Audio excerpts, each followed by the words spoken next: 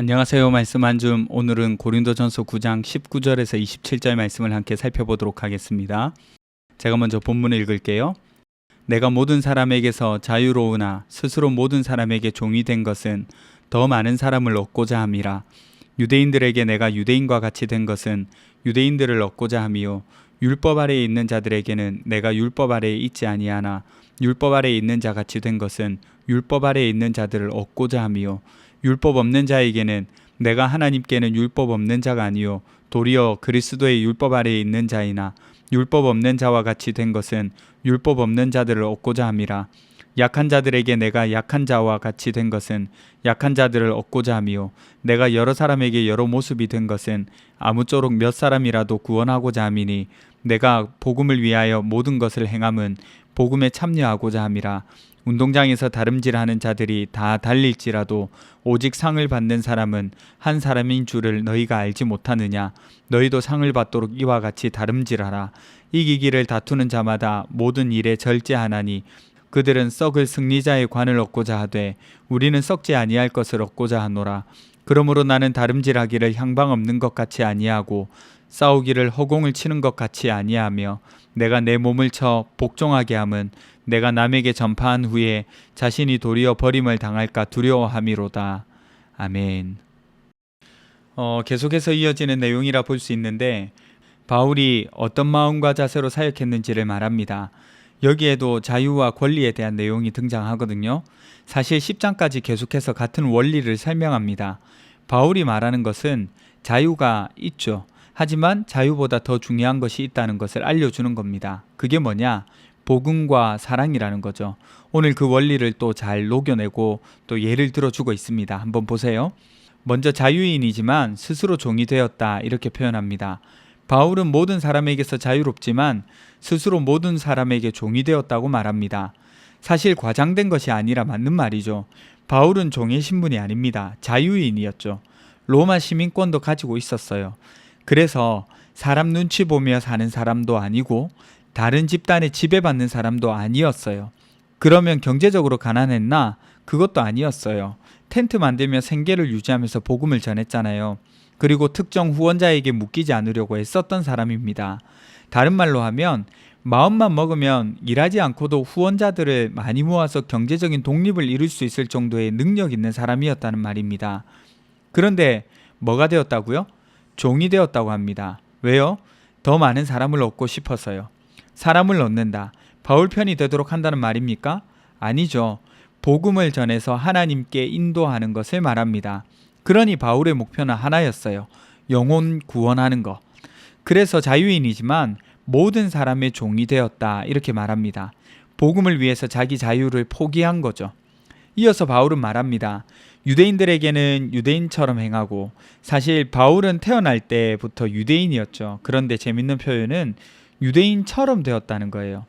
사실 바울이 예수님을 만나고 난 뒤에 유대인으로서의 도를 따르지는 않았죠. 복음 안에 있었기 때문에 율법 아래 있지는 않았습니다. 그렇지만 유대인의 관습을 지켰어요. 회당에 들어가서 복음을 전했고 문화적 거리를 두지 않으려고 했습니다. 디모데 보세요. 할례받게 했잖아요. 이 모든 일이 복음을 위한 일이었습니다. 그런데 또 보세요. 이방인들에게 갈 때는 또 달랐어요. 율법 없는 자들에게는 율법 없는 자처럼 했다 이렇게 말합니다. 유대인의 음식 규례나 전통을 강요하지 않았습니다. 그렇다고 바울이 율법 없는 자이냐? 아니라는 거죠. 타협은 했지만 죄와 타협을 한 것은 아니라는 겁니다. 문화에 적응하면서 그들과 벽없이 지낸 거죠. 하지만 복음은 바꾸지 않았습니다. 마찬가지로 약한 자들에게는 약한 자처럼 되었어요. 여기서 약한 자는 누구냐? 8장에 나오는 양심이 약한 성도들입니다. 그러니까 그들에게 나는 괜찮아 라고 말하지 않고 그 사람들이 실족할까봐 자신이 먹지 않겠다고 말할 정도로 그들의 삶에 맞춰주는 모습을 보였다는 거죠. 그리고 여러 사람에게는 여러 모습을 보인다 이렇게 말을 합니다. 이게 다 무엇을 위해서 그랬을까요? 복음을 위해서, 복음을 전하기 위해서 자신의 권리와 선호를 내려놓았다는 말입니다. 또 바울은 복음을 위해서 자기를 절제했습니다. 이때 바울은 운동 경기의 비유를 사용하죠. 고린도는 이스티미아 경기가 열리던 지역이었어요. 육상도 하고 전차 경기도 하고 음악이랑 시 낭송도 하면서 그렇게 즐기는 어떤 큰 축제였습니다. 그래서 고린도 성도들은 운동선수들의 훈련을 아주 잘 알고 있었어요. 그러니 보세요. 선수들은 상 받고 월계관 얻기 위해서 식단도 조절하고 땀 흘려가면서 훈련하고 스스로를 절제하잖아요. 그래서 1등 했습니다. 그 면류관 얼마 지나지 않아서 시들어버리는 없어져 버리는 것들이잖아요. 그런 그들도 그렇게 열심히 자기 절제하면서 살아가는데 우리는 영원한 면류관을 위해서 얼마나 절제하고 얼마나 훈련하고 얼마나 열심을 다하고 있냐는 거죠. 또 바울은 방향 없는 것처럼 달리지 않는다고 합니다. 바울의 삶은 달려가는 목표가 분명했어요. 인기, 성공, 명예, 권력을 향해서 달려가지 않았습니다. 오직 복음을 위해서 달려갔죠. 그래서 흔들리지 않았다고 말합니다. 심지어는 자기 몸을 쳐서 복종하게 했다라고 하죠.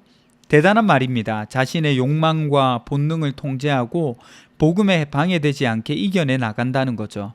그러니 오늘 본문에서 말하고자 하는 것은 복음을 위해 자유를 포기할 수 있어야 하고 복음을 위해 자신을 절제할 수 있어야 한다는 거죠. 마치 자신이 한 것과 같이 말이죠. 그래서 바울이 말하는 자유는 복음을 위해 기꺼이 자신을 내려놓을 수 있는 자유입니다.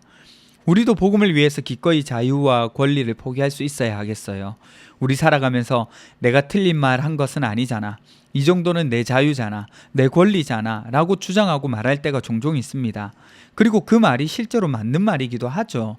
그런데 그리스도인이라면 꼭 한 가지를 먼저 생각해야 합니다.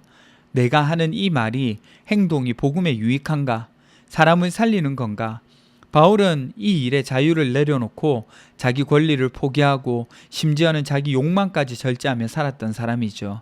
우리도 마찬가지입니다. 우리 살아가는 곳 있잖아요. 가정이든 직장이든 학교이든 교회이든 어디서든 내가 옳은 것을 증명하는 것, 내 자유로움을 나타내는 것보다 상대를 세워주고 사람을 살리고 복음의 길을 여는 것이 필요해요. 그러기 위해서는 때로는 손해도 보게 됩니다. 양보해야 하기도 하고 참고 기다려야 하기도 하거든요. 늘 말하지만 이 일에 가장 모범 되신 분은 그리스도시죠. 바울도 그 길을 따라간 거고요. 이 사실을 기억하시고 우리는 사람을 살리는 사람이 되고 그런 공동체를 세워갔으면 좋겠습니다. 기도합시다. 첫 번째는 내 것을 주장하기보다 사랑하고 살리는 사람 되게 해주세요. 두 번째는 복음을 위해 자신을 내려놓을 수 있는 자유의 기쁨을 맛보게 해주세요. 우리 함께 기도하며 나가도록 하겠습니다.